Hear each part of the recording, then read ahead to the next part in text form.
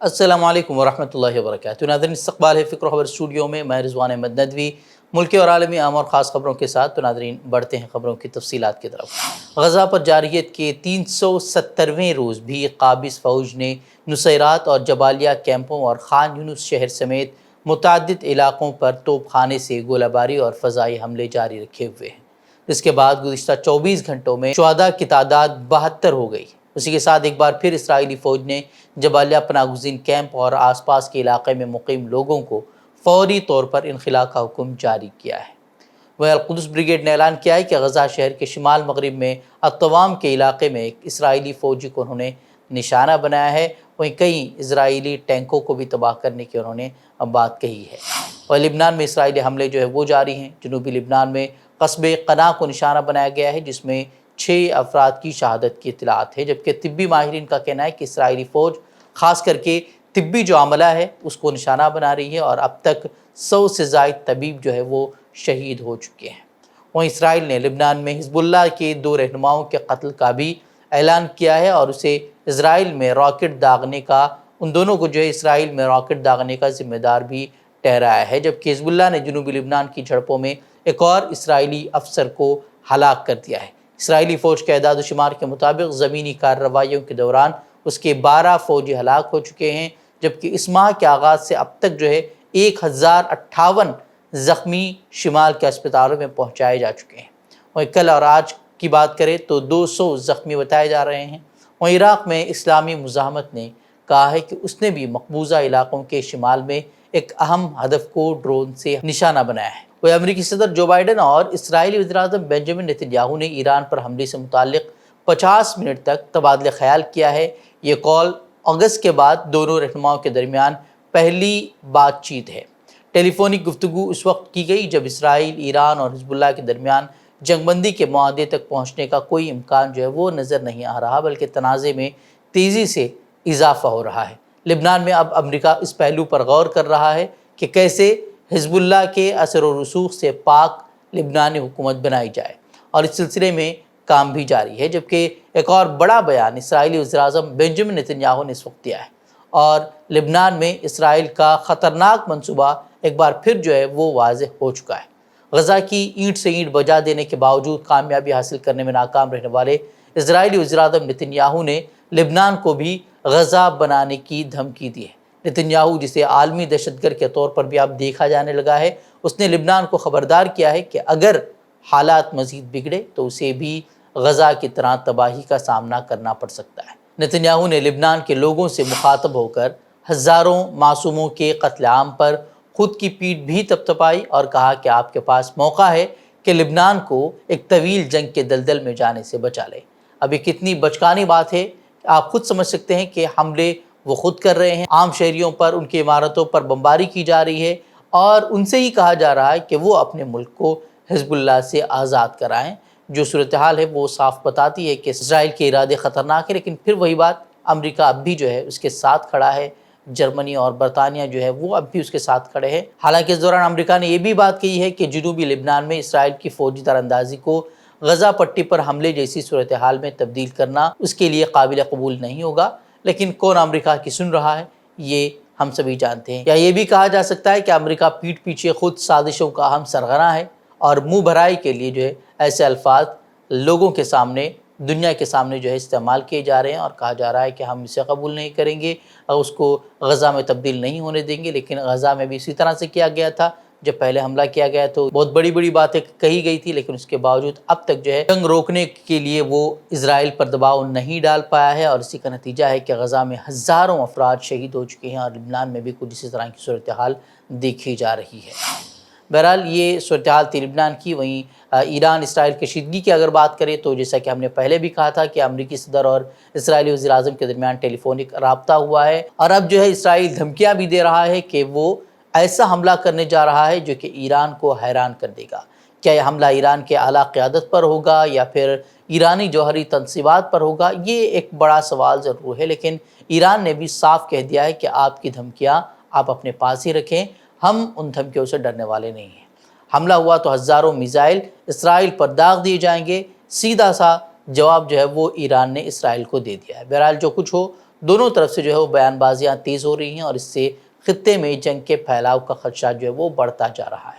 اور خطے میں بڑھتی کشیدگی کے درمیان جو ہے ایرانی وزیر خارجہ نے سعودی ولی عہد محمد بن سلمان سے ملاقات کر خطے میں ہونے والی حالیہ پیش رفت پر تبادلہ خیال کیا ہے۔ اس کے بعد اب وہ قطر بھی جائیں گے۔ اس طرح کی باتیں جو ہے وہ سامنے آ رہی ہیں۔ وقف ترمیمی بل پر جے پی سی کی میٹنگیں جاری ہیں۔ اس دوران مسلم تنظیمیں بھی اپنے طور پر بل کو منظور ہونے سے روکنے کے لیے اپنے طور پر وہ کوششیں کر رہے ہیں، کام کیے جا رہے ہیں، اور سیاسی رہنماؤں اور پارٹی سربراہان سے ملاقاتیں بھی جو ہے وہ کی جا رہی ہیں۔ آل انڈیا مسلم پرسنل لاء بورڈ کے ایک اعلیٰ سطحی وفد نے جھارکھنڈ کے وزیر اعلیٰ ہیمنت سورین سے اب ملاقات کی ہے۔ وفد کی قیادت بورڈ کے صدر مولانا خالد سیف اللہ رحمانی نے کی۔ وفد میں بورڈ کے جنرل سیکرٹری مولانا عبدالرحیم مجددی صاحب، ترجمان ڈاکٹر سید قاسم رسول الیاس، مولانا ابو طالب رحمانی وغیرہ موجود تھے۔ بورڈ نے تفصیل سے اسلام میں اوقاف کی اہمیت اور اس کے تقاضوں پر روشنی ڈالی اور کہا کہ جتنے اوقافی املاک ہیں وہ سرکار کی زمینیں نہیں بلکہ بہت سارے مسلمانوں نے ہر دور میں مساجد، عیدگاہوں، قبرستان، درگاہ اور مدارس کے لیے بطور صدقہ جاریہ اپنی ذاتی املاک کو وقف کیا، اور کئی خیراتی اور انسانوں کی فلاح و بہبود کے لیے بھی اپنی املاک کو وقف کیا ہے، جس سے مسلم اور غیر مسلم سبھی جو ہے وہ فائدہ اٹھا رہے ہیں۔ اور مولانا نے وزیر اعلیٰ سے درخواست کی کہ اگر وقف بل پارلیمنٹ میں دوبارہ پیش کیا جاتا ہے تو وہ چاہیں گے کہ آپ کے ممبران پارلیمنٹ اس کی پرزور مخالفت کریں اور اسے مسترد کروانے میں اپنا کردار ادا کریں۔ اور وزیر اعلیٰ نے جواب میں کہا کہ میری حکومت پوری طرح آپ کے ساتھ ہے، ہم کل ہی اپنی کابینہ سے اس کے خلاف قرارداد منظور کریں گے۔ انہوں نے یقین دلایا کہ ان کے ممبران پارلیمنٹ پوری طاقت سے ایوان میں اس کی مخالفت کریں گے۔ یو پی میں ایک مسلم خاتون پر مندر کے باہر گوشت کے ٹکڑے پھینکنے کا الزام عائد کر کے ہندوتوا تنظیموں نے احتجاج کیا، جس کے بعد اسے گرفتار کر لیا گیا ہے۔ بتایا جا رہا ہے کہ ملزمہ کے خلاف سخت کارروائی کا مطالبہ شروع کرتے ہوئے ہندوتوادیوں نے احتجاج شروع کر دیا۔ اطلاع ملنے پر پھر پولیس موقع پر پہنچی۔ پولیس نے لوگوں کو خاموش کیا۔ پولیس نے پھر مقدمہ درج کر کے ملزم خاتون کو اسی وقت گرفتار بھی کر لیا۔ پولیس کا کہنا ہے کہ وہ اس معاملے کی جانچ کر رہی ہے۔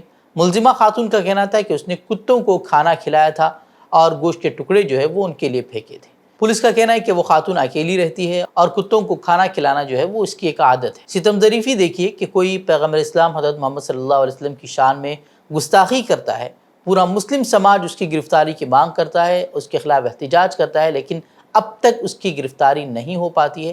لیکن ایک خاتون جو کہ جانوروں کو کھانا کھلاتی ہے اور وہ ہندوتوادی تنظیموں کو برا لگتا ہے تو اسے گرفتار کر لیا جاتا ہے۔ ہریانہ کے جو نتائج سامنے آئے ہیں وہ کافی حیران کرنے والے تھے۔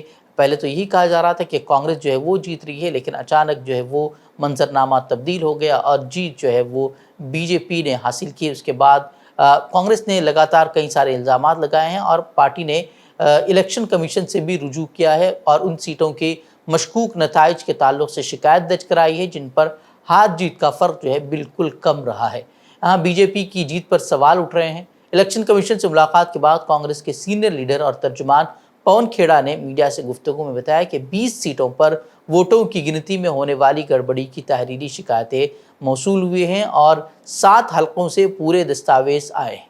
ان سبھی کو ہم نے الیکشن کمیشن میں جمع کر دیا ہے۔ الیکشن کمیشن کو ہم نے اوگت کرایا۔ قریب 20 شکایتیں جو ہمارے پاس آئی ہیں ان میں سے 7 لکھت شکایتیں جو ابھی آئی ہیں 7 کانسٹیٹوئنسیز سے، جس میں بیٹریز کا خاص طور پہ جو 99% بیٹریز دکھا رہے تھی کاؤنٹنگ کے دن، اور باقی مشینیں جو سامانیہ تھی وہ 60-70% دکھا رہی تھی، اس سے ہم نے چناو آیوگ کو اوگت کرایا اور چناو آیوگ نے ہمیں یہ آشواسن دیا ہے، کیونکہ ماکن جی نے اور سنگھوی صاحب نے ایک مانگ رکھی کہ وہ تمام مشینیں جن کے بارے میں آج ذکر کیا ہے، شکایت کی ہے، ان مشینوں کو سیل کر دیا جائے، سیکیور کر دیا جائے جب تک اس کی جانچ پوری نہیں ہو جاتی۔ ہم نے چناو آیوگ کو یہ بھی کہا کہ اگلے 48 گھنٹے میں ہم باقی شکایتیں جو ہماری ایکترت ہو رہی ہیں، ہریانہ پردیش کانگریس کمیٹی کے ادھیکش ادے بھان جی اکٹھی کر رہے ہیں، وہ تمام شکایتیں بھی ہم اگلے 48 گھنٹے میں اپلبدھ کرا دیں گے چناو آیوگ کو، اور اس کے بعد وہ ساری مشینیں سیکیور کر دی جانی چاہیے تاکہ اس سے کوئی چھیڑا چھاڑی نہ ہو سکے جب تک جانچ پوری نہیں ہو جاتی۔